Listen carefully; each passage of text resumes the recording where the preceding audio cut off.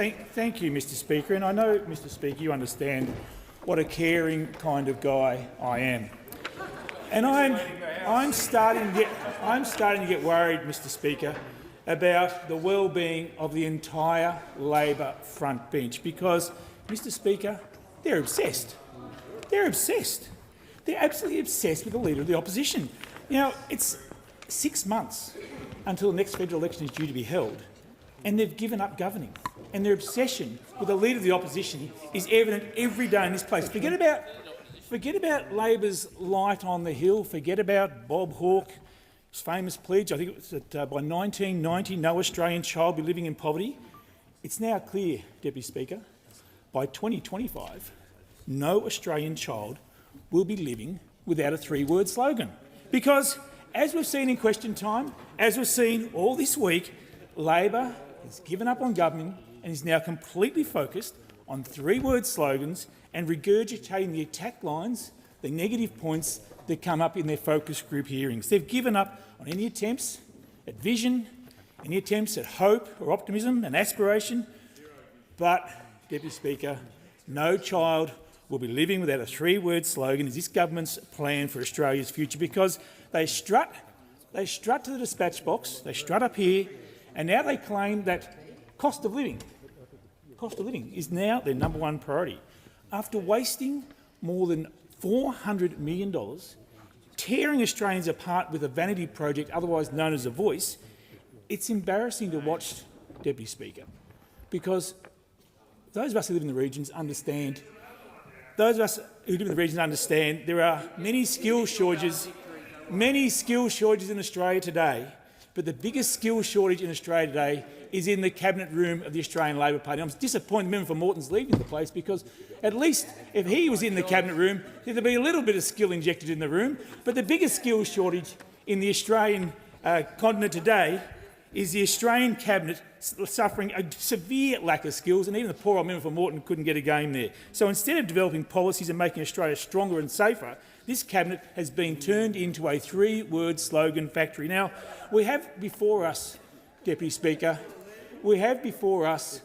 effectively an opposition in waiting. They've given up on governing, and all they've been doing now is throwing mud at the Leader of the Opposition, desperately running scare campaigns and desperately conjuring up more three-word slogans straight out of their focus groups. Now, Speaker, I'm sure that everyone here, and I'll look around the room, or maybe not. Sam, what's your seat again? Member Hawke. Maybe Member Hawke's not quite old enough to remember this, but everyone else is old enough to remember the TV show Seinfeld.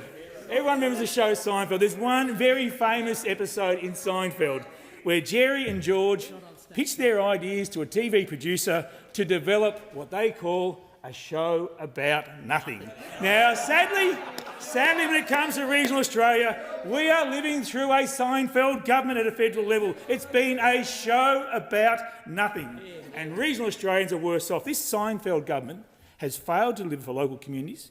It's been divided.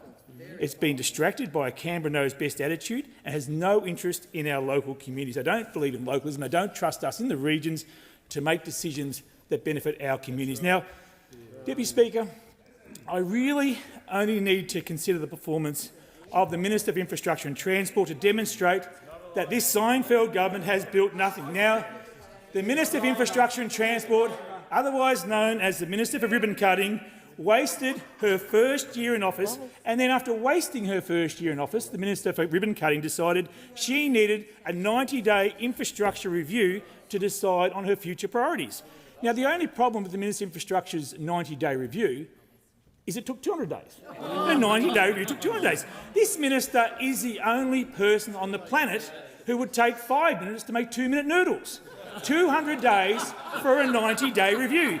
This delay meant cost increases for projects, uncertainty, and then project cancellations. Quite noticeably, though, Deputy Speaker, the project cancellations mainly occurred in seats held by the coalition members in regional areas. Now, the minister also locked in some regional rip-offs where she took away the 80-20 funding split. The Commonwealth used to pay 80%.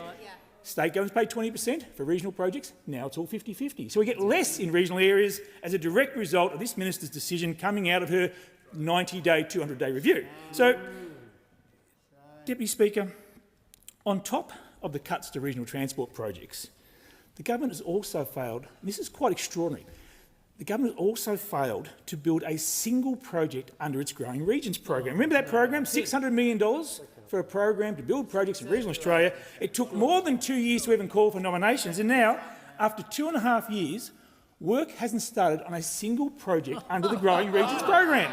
So the minister has had to pretend she's delivered something by inspecting and opening coalition-funded regional projects. So the hypocrisy of this minister is she comes in here and she sprouts 3-word slogans from the focus groups and attacks the record of the previous government, but then she sort of sneaks out of here and she travels around Australia taking credit for projects she had nothing to do with.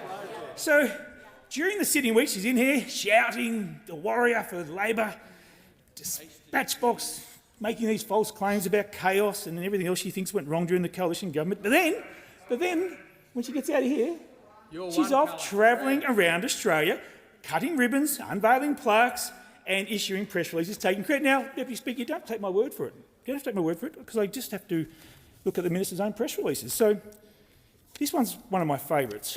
This is the light at the end of the Coffs Harbour Bypass Tunnel. In a major milestone for one of regional Australia's biggest infrastructure projects, the first phase of the multi-billion-dollar Coffs Harbour Bypass is complete. Well done, Minister. Quote, this is a major milestone for this nation-shaping project. Well done, Minister.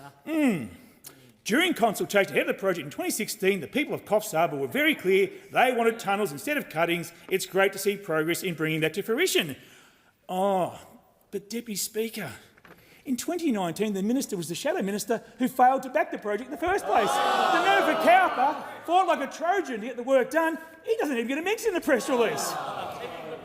But it gets better, Deputy Speaker. I won't bore you with the Bensdale McEachran Street roundabout my electorate. That's a little bit too self-indulgent. I should go to the hypocrisy roll of dishonour, which is very long, but this one is actually my favourite in all of Australia. This one is really good. The Karoi to Curra Section D on the Bruce Highway, colloquially known as the Gympie Bypass. Now, this one really takes a bit of chutzpah. This one really does take the cake. This project started under Warren Truss. It continued when I was minister before I was sacked the first time, and then it continued under the member of Riverina.